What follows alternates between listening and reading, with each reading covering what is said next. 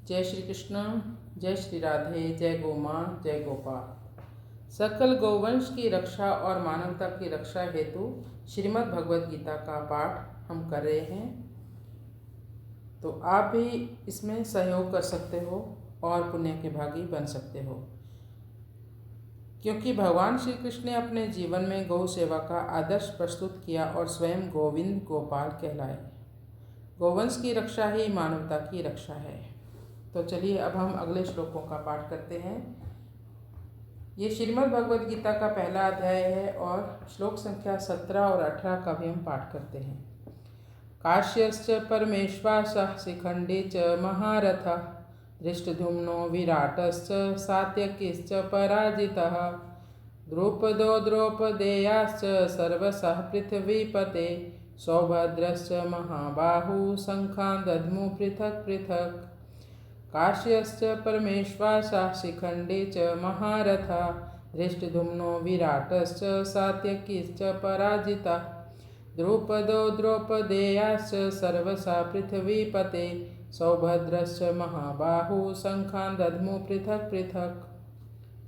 महारथी शिखंडी बहुत शूरवीर था। ये पहले जन्म में स्त्री काशी राज्य की कन्या अम्बा था और इस जन्म में भी राजा द्रुपद को पुत्री रूप से ही प्राप्त हुआ था।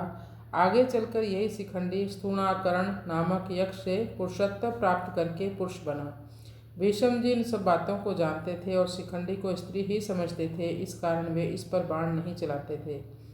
अर्जुन ने युद्ध के समय इसी को आगे करके भीष्म जी पर बाण चलाए और उनको रथ से नीचे गिरा दिया।